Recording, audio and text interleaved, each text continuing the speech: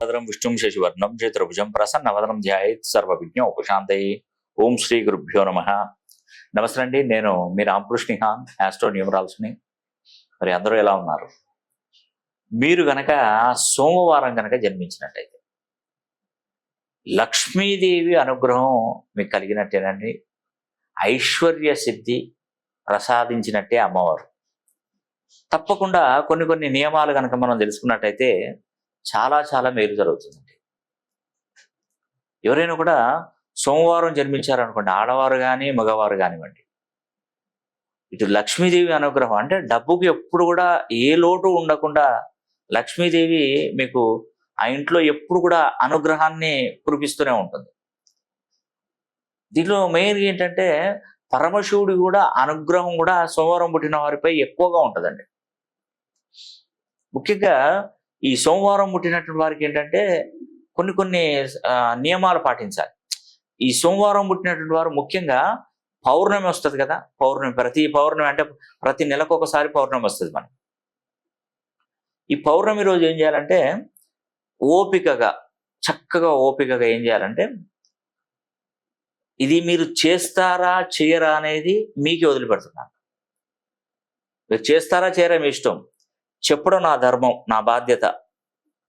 ఏదన్నా మీరు బాగుపడాలన్న ఉద్దేశం ఉంటే మాత్రం ఖచ్చితంగా చేసుకోండి. ఒకవేళ గనక మీకు చేసుకోవడం ఇబ్బంది ఉంటుంది, మీరు వేరే రాష్ట్రాలలో ఉన్నారు, వేరే దేశాలలో ఉన్నారు, అప్పుడు ఏంటంటే ఈ నియమాలు కొన్నిటిలో పాటించడానికి కొంచెం ఇబ్బంది కలుగుతుంది. ఎందుకంటే ఈ నియమం ఏంటంటే సోమవారం రోజు ఎప్పుడంటే పౌర్ణమి పడాలి. పౌర్ణమి సోమవారం గుర్తుపెట్టుకోండి. పౌర్ణమి రోజు సోమవారం పడినప్పుడు ఒక 108 బిల్వపత్రాలు తీసుకోవాలండి.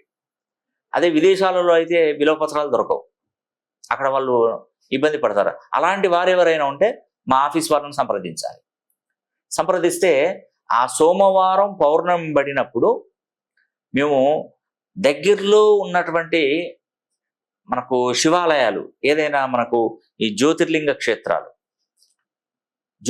క్షేత్రాలకే వెళ్ళాలి. పౌర్ణమి రోజు సోమవారం మరి ఈ జ్యోతిర్లింగ క్షేత్రం మనకు 12 జ్యోతిర్లింగాలు ఉన్నాయి. మనకు దగ్గరలో తెలంగాణ ఆంధ్రప్రదేశ్ ప్రాంతంలో దగ్గరగా ఉన్నది జ్యోతిర్లింగ క్షేత్రం ఒక జ్యోతిర్లింగం. అది శ్రీశైల మల్లికార్జున స్వామి దేవస్థానం. అది మనకు దగ్గర ఉంది కాబట్టి అక్కడ చేసుకోండి. ఆ రోజు ఒక 108 బిల్వపత్రాలు తీసుకొని ఒక బిల్వానికి 3 ఆకులు ఉంటాయి, మీకు తెలుసు కదా. ఆ 3 ఆకుల మీద ఓం నమః శివాయ, ఓం నమః శివాయ అని గంధంతో కానీ కుంకుమతో కానీ సింధూరంతో కానీ మనం ఒక కర్రపుల్ల తీసుకొని ఆ ఓం నమః శివాయ అని రాసేసుకొని చక్కగా ఫ్యాన్ కింద మంచిగా చక్కగా ఆరబెట్టేసి వాటిని తీసుకొని ప్రయాణం చేసి చక్కగా ఆ పరమశివుని దగ్గర ఉదయమే మనము శివునికి అభిషేకం జరిపించాలి. లేదంటే కుంకుమార్చనలతోని ఈ బిల్వార్చన చేయించాలి. చాలా మంది రుద్రాభిషేకాలు చేపిస్తారు, ఓకే, అది కాదని. కానీ ఇది ఒక అద్భుతమైనటువంటి విషయం అండి. మీరు సోమవారం గనక మీరు జన్మించినట్టయితే, ఈ సోమవారం జన్మించిన వాళ్ళు ఇలా గనక మినిమం ఒక 3 పౌర్ణములు గనక 3 సోమవారాలు వచ్చేటువంటి పౌర్ణములు గనక మీరు చేసుకున్నట్టయితే మీ జన్మ ధన్యం అయిపోతుందండి. ఇంకొకటి విషయం ఏంటంటే, మీరు విదేశాలలో ఉన్నటువంటి వారు అయ్యో మేము చేసుకోలేని పరిస్థితి ఉందే అని అనుకున్నటువంటి వారు మన దగ్గర పండితులు ఉంటారండి. ఆ పండితులనే నేను శ్రీశైలం పంపిస్తాను. చక్కగా అక్కడ ఈ శివునికి ఈ సోమవారం పౌర్ణమి రోజున మంచి చక్కగా అభిషేకం జరిపిస్తాను. లేదు అంటే ప్రత్యేకంగా అంత దూరం ఎందుకు మేము అంటే అంత టైం, ఇంకా చాలా సోమవారం పౌర్ణమి అంటే చాలా టైం ఉంది కదా, మాకు ఈ మధ్యకాలంలో మంచి మోక్ష సిద్ధి రావడానికి ఇంకేదైనా మార్గం ఉందంటే మీ యొక్క జన్మ కుండలి జన్మ జాతకాన్ని మాకు పంపించాలి. జన్మ జాతకాన్ని మాకు పంపించినట్టయితే, మీరు సోమవారం జన్మించినట్టయితే మీ జన్మ కుండల్ని చూసిన మా పండితులు ఏం చేస్తారంటే, ఏ టైం అయితే మీకు అమృత గడియలు, ఏ టైం నుంచి ఏ టైంలోకి మీకు అమృత గడియలు ఉంటాయో ఆ అమృత గడియలను వాళ్ళు లెక్క రాసుకుంటారు. లెక్క రాసుకుని ఆ టైం ప్రకారం అక్కడికి వెళ్ళి మీకు ఈ బిల్వపత్రాలతో శివునికి అభిషేకం జరిపిస్తారు. అప్పుడు అఖండ సిద్ధి, అష్టైశ్వర్య సిరి సంపదలు భోగభాగ్యాలు 100% లభిస్తాయండి. ఎక్సలెంట్ గా ఉంటుంది. ఎందుకంటే టైం, ఇదంతా ఒక టైము. ఆ పరమశివుడి అనుగ్రహం చూసారా ఎంత బాగుంటుందో. శత్రువు కూడా పరమశివుణ్ణి ఆరాధిస్తే కోరిన వరం ఇస్తాడంట.